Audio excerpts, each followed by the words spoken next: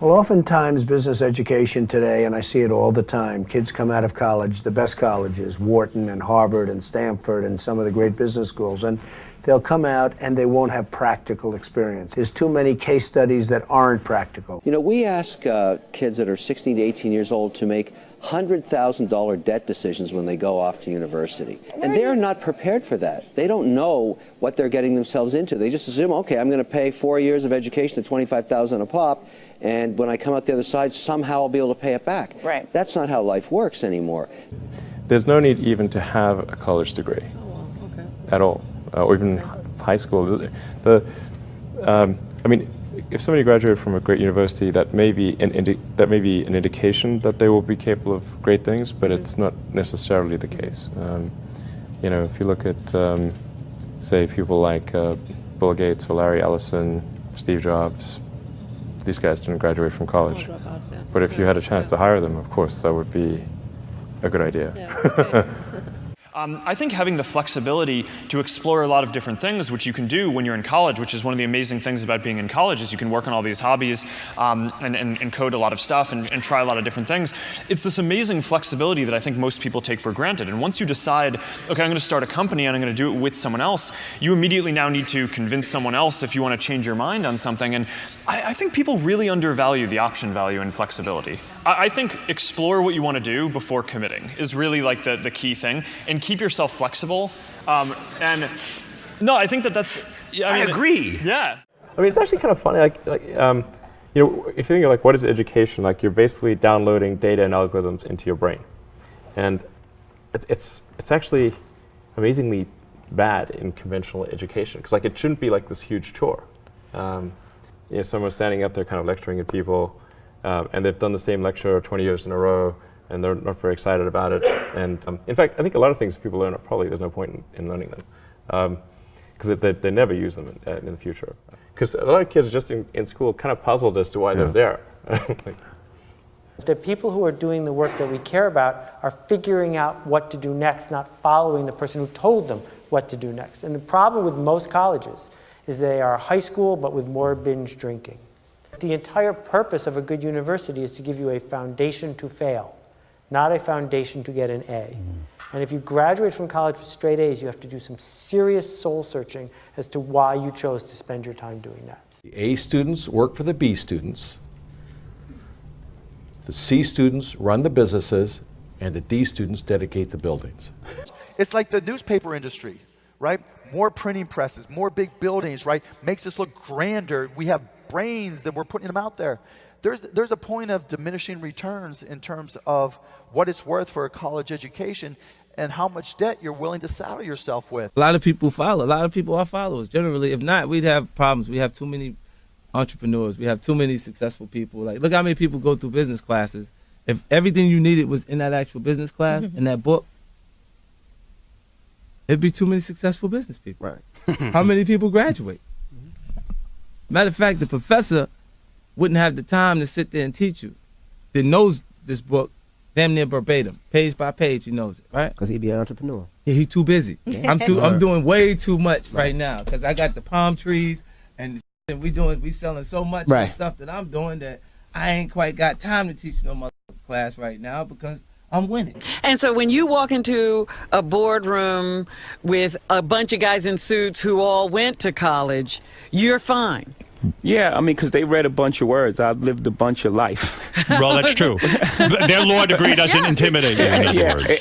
It kind of evens us out, whether they know it or not. Where do you think you get that self-esteem from? Seriously. I mean, most guys... My mom, first and foremost, but then just living life. Like, you know, being in real situations and happen to be a person of high integrity and honesty and, you know...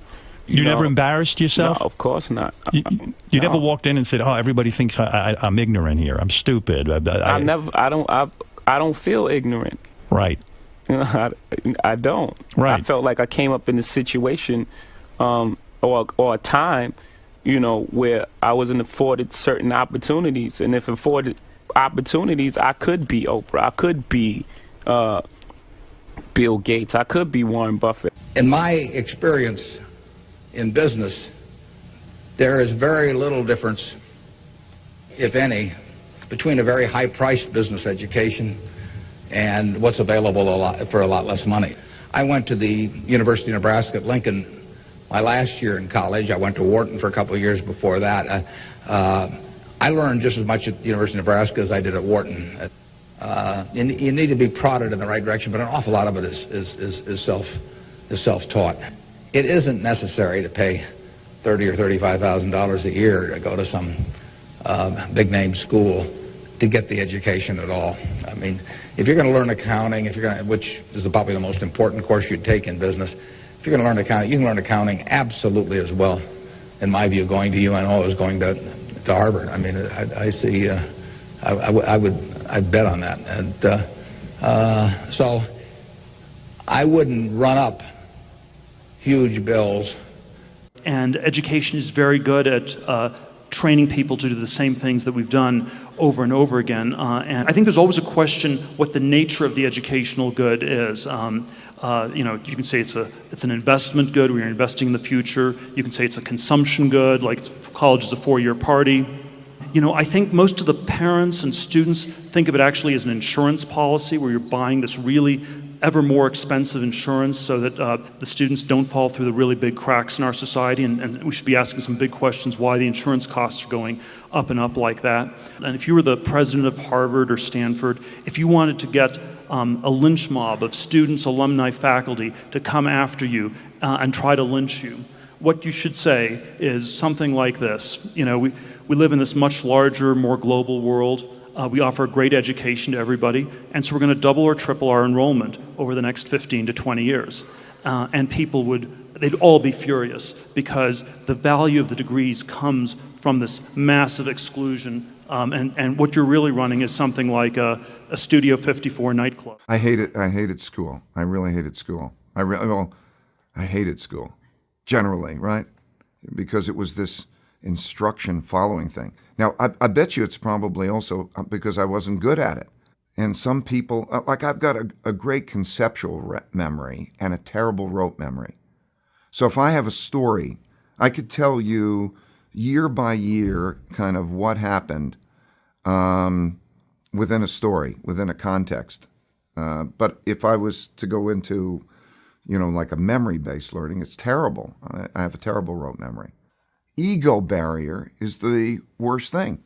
And if we were raised differently, just imagine in the schools that all along that people will always say, everybody makes mistakes.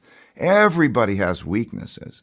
The key is really to understand what your mistakes and weaknesses are so that you can learn from them, right? I think punishment is a terrible concept.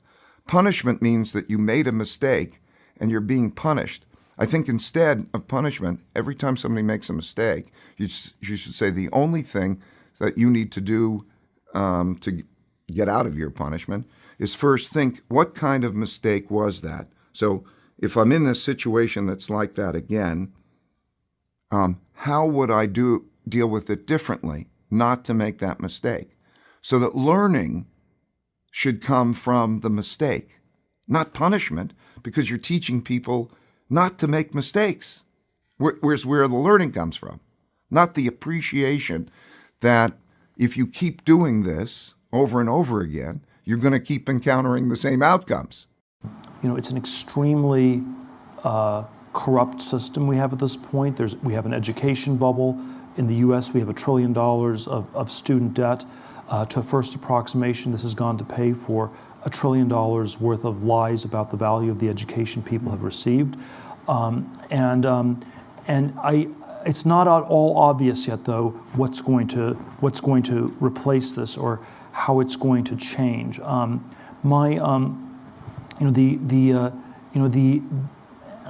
somewhat skeptical that it will be replaced by any sort of single unitary system. I have this fellowship for young people to start companies, and it's not. My claim is not that everybody should do this. I don't think everyone should become an entrepreneur, and I think there is no one size fits all. So I think the future will be much more heterogeneous, much more diverse in terms of what people do. What's really anomalous is the sort of unitary tracking, where you have to go to an elite college, you go to Yale or you go to jail. There's nothing else you can do, you know. And so I think the universities are perhaps in perhaps in the same place as the Catholic Church was in 1514, if we go back 500 years, where you had sort of this monolithic way, this universal way of body of knowledge of teaching things. The difference between the Yale and the Harvard political science faculties are probably no greater than the differences between the Dominicans and the Franciscans. So we have all kinds of small debates within this context. We have a system of indulgences that's costing more and more to support this priestly or professorial class of people. We are told that it's the only way to salvation. You must get a diploma to be saved. If you do not get a diploma, then you will go to hell. And I think the message that I have that's like the 16th century reformers, that's a somewhat troubling message, is that you have to work out your salvation on your own. You have to save yourself, and that's I believe that is the truth, but it's a somewhat uncomfortable one.